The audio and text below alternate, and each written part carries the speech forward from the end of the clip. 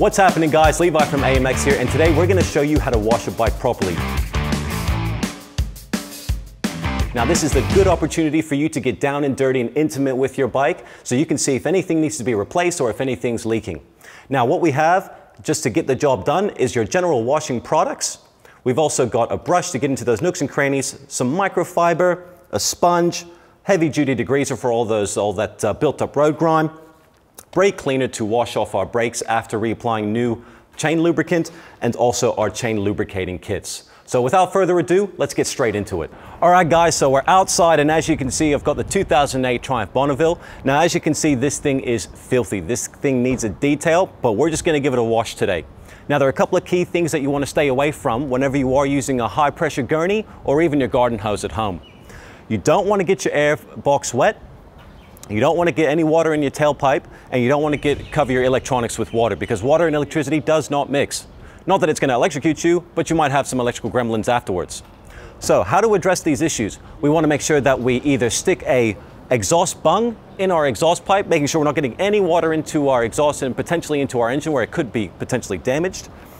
We also want to make sure that our air filter box or our air box is also sealed in a way of either sticking a rag down the throat of the intake where the air box bolts onto the carburetor or intake manifold, or even wrapping a plastic bag around that whole area just to isolate any sort of water from getting into our engine. So let's get into it. First step, just rinsing the loose dust off of it.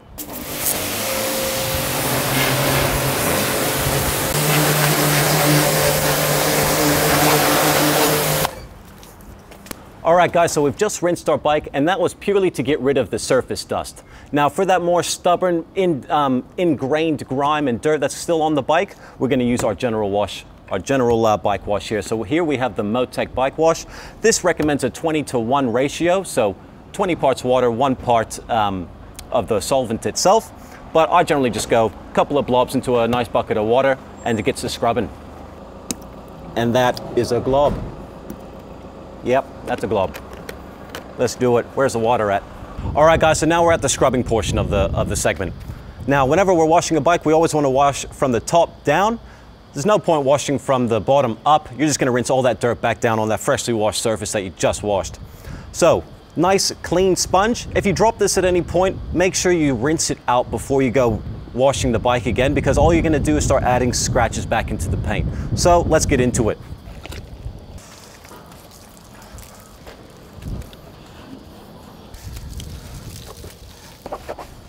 All right, guys, so after sudding it up, we're now just gonna rinse it off, and we're gonna our next step is getting into those nooks and crannies with a nice small brush and like a micro detailer.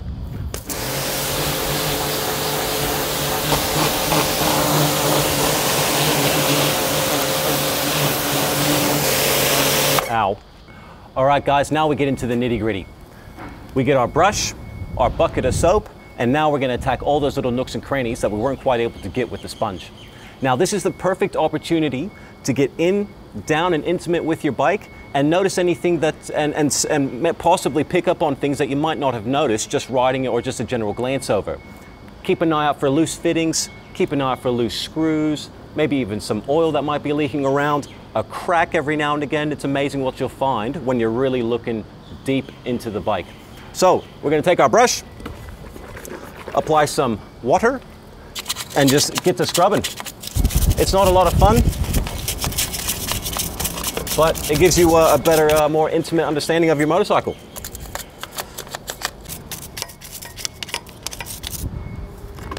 All right, guys, so we've gone and done our little brush work on all the nooks and crannies of the machine. I've gone and rinsed it off one more time, and now it's time to dry. Now, be careful. If you ever drop your drying towel or your chamois, make sure you don't have any dirt on the drying towel or chamois, which will then go back onto your bike and undo all your hard work and potentially scratch the paint.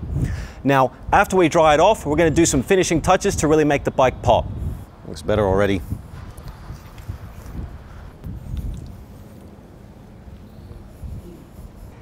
All right, guys, so we've gone and dried the bike. Now, while I was scrubbing the bike, I actually noticed while I was wheeling it around that she actually has a very tight spot in the headstock bearings, these two bearings under here. Now, that's something that we're going to want to address, and we will address at on a later video. I was able to get in with the brush and get into all those little nooks and crannies, and it also brought my attention to a couple of things that have been neglected over the years. The top of our carburetors here, they're all starting to rust and pit. We've actually got a lot of oxidization of the aluminium itself, which you're not going to get out just by washing. That really needs to be removed and polished nice and clean, and you can actually get them looking like a mirror when they're done. Now, detailing and washing are two different things. We've washed our bike. If we want to detail our bike, you could take 3 to 4 days, even up to a week of proper scrubbing, polishing, and detailing. But it is worth it in the end, and this bike will look better than brand new if you put the effort in. That is our bike washed and ready for riding. Now, this bike is dirt and dust free, but it is far from finished. There's a lot of detail work that we could do that could really make this thing pop and look brand new. All right, so now that we've washed the bike, we've actually run into a little bit of a problem. If you use a half decent solvent, you're actually going to find that you've probably dissolved most of your chain lubricant away. Now that's not a bad thing, because it's going to keep the bike nice and clean, but it's not a good thing either, because it's just going to cause excessive wear at an abnormal pace. So what we've got to do every time we wash our bike, we want to reapply our chain lube. Now we thought this is a perfect opportunity to actually show you the Penrite chain care kits, which actually consists of everything you need to perform this task. So we've got our chain cleaner to get rid of any stubborn grease that still may be on the chain, our brush to get into those solid clumps of grease, and our fresh chain lube once the process is done, and reapply it, and away we go. So first things first, what you're going to want to do, chain cleaner, and you want to be generous with this stuff. Just go ham. Just go crazy with it. Give it a good spray, rotating our tire. If you haven't got a way to get your rear wheel off the ground, you can simply do section by section, push the bike a bit further, section by section, push the bike a bit further till you've reached the whole length of the chain. But bear in mind, doing so, you're going to leave oil stains on the floor. So it's always good to have a rag or something that can absorb all this cleaner off the ground. So we're just going to apply this stuff, be generous with it. All right, so we've generously lathered our chain in chain cleaner. But for those stubborn to reach areas, we're going to use this. This is a brush that is supplied with the kit. It actually sits around the chain like this, and you just scrub back and forth, and that'll clean that chain right up. So I'm just going to stick it right in there. Already this chain's starting to look a heaps better.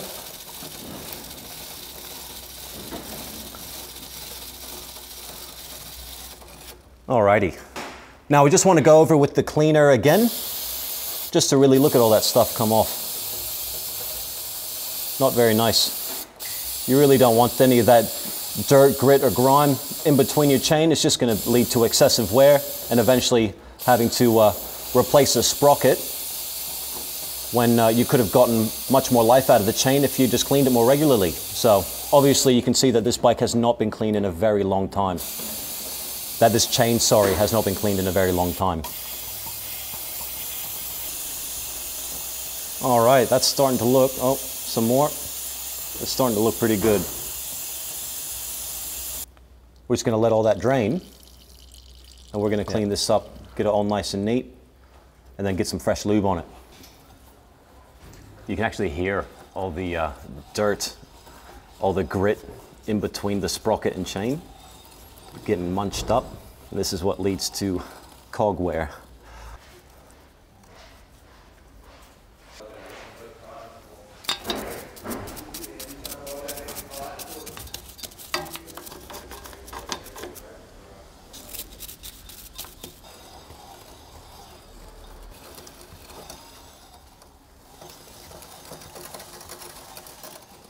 All right, so now that we've gotten our chain nice and clean, we've gotten rid of all that old grease, all that old grime, it's now time to reapply our chain lube. And now this is going to be our final coat. So it actually recommends that we just use a thin, even coat, not to spray excessive amounts on it. Because what's actually going to happen as you go down the road, all that excessive lubricant is just literally going to fly off.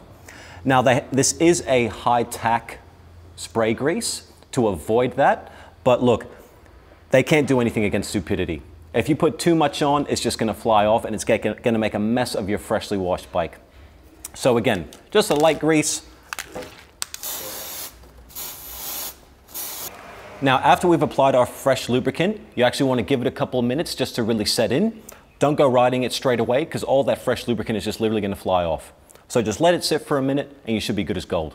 Now, before you ride your bike, after you've let the fresh lubricant set in for a little bit, you want to make sure that you brake clean your rear disc brake if you have rear disc brake. If you have rear drum, you've got nothing to worry about. If it's a rear disc brake and you have any of this on it, your rear brakes literally will not work. So make sure you take the time to get some brake cleaner on there. Be generous with it because you don't want to risk not having any rear brakes, and you should be right as rain. All right, now that our bike is nice and clean and we've got our chain cleaned and freshly lubricated, we can now go into some prevention, some sort of polish work. Now, there's many different ways you can do this. You can cut and polish, you can wax, or you can ceramic coat. Now, we've chosen to go with ceramic coat because it's probably the one where you need the least amount of elbow grease.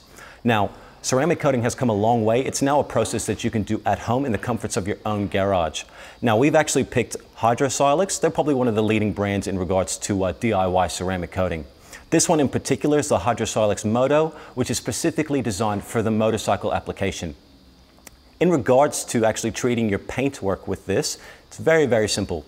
Spray on a light mist, buff it in, allow for a couple of seconds for the treatment to dry, and then buff it out with a fresh cloth. And we're gonna do that right now. All right, now the application of this stuff is very, very simple. All you wanna do is spray a light mist on the selected area, just like that. Work it in.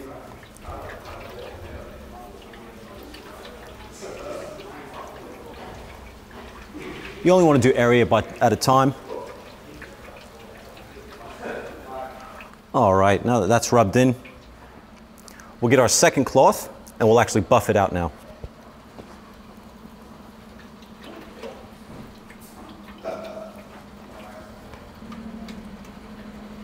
Very nice.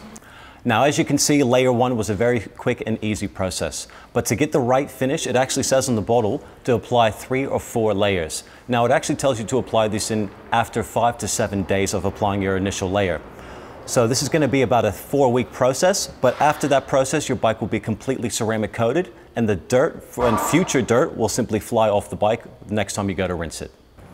And there you have it, guys. We've washed this thing, we've cleaned and re-greased our chain, we've actually added our first layer of ceramic coating, and there's plenty more coatings left to come. Now, in regards to detailing, there's quite a bit left to do on this bike, but we've gotten it to a point where it's clean and it's rideable. Now, all the products that we use today are listed at amx.com.au, where we actually have a team that's ready to answer any and all questions that you may have about the products, and many more cleaning and detail products listed. Now, also on the website, you can actually go and look at store locations to find the nearest AMX store near you and get some of these products in hand, get a feel for them. You know, you can easily pick up some cleaning products there, and you'll probably find something else that you really like.